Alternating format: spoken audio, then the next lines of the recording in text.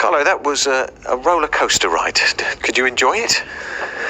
As a supporter of football, of course, it was a fantastic game. As a manager of Real Madrid, I think I have to take in consideration that we scored 3 goals, and that was really important, but we didn't defend so well, so we could defend better. We conceded 2 goals so early in the game, and then we were able to react really well, and we did well. We kept the game open until the end, and of course now we have a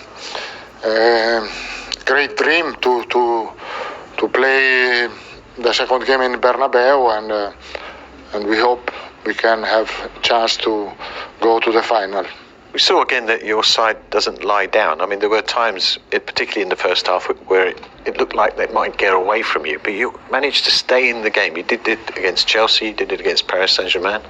I think this team, this player are able to don't lose mind when the things are not good. We did the same. The first 20 minutes were really difficult, but after that, slowly, we were able to come back in the game and to keep the qualification open.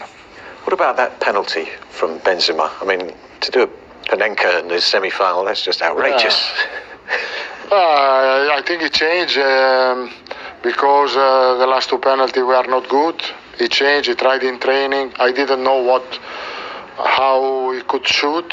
He chose this and he did really well, showing strong personality and character. No? Not easy, the semi-final Champions League, shoot a penalty like this.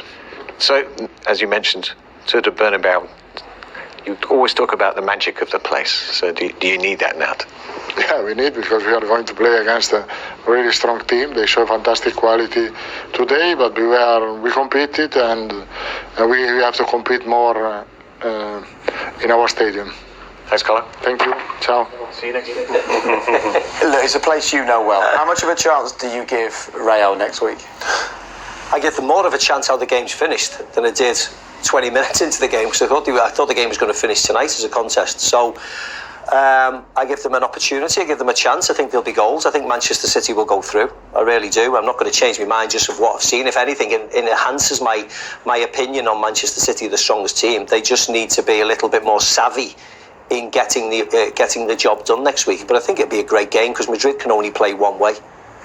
Those post-match interviews have been quite a good little insight, haven't they, into the psychology of the 2 camps. You see, like, the deflation a little bit from Pep, but when he said the right things, you can see the body language, where Carlo, a little smile on his face, drops a little chow in at the end. He will leave here relieved, won't he, after the way that game started? Oh, 100%. And will he be more relieved that they've scored 3 or only conceded 4? I mean, in regards to the outcome of the game, yes, he would have expected to come in and it'd be tough. But to be in the game and still be in a tie would be huge for him. And potentially off the back of a title, they could be winning the title on the weekend. So it could be huge for him next week.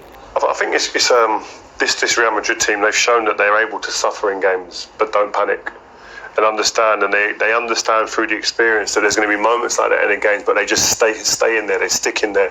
They're like a wasp, a little fly in the room that just you keep swatting, but they keep coming back. And so that character is something that could lead to fear in the opposing dressing room, because you know that they're going to be hard to get rid of. But I'm with the guys. I think Man City will have too much, and they'll show their quality in the second leg. And I would now ask you what you're all expecting tomorrow night at Anfield, but I think the way it's going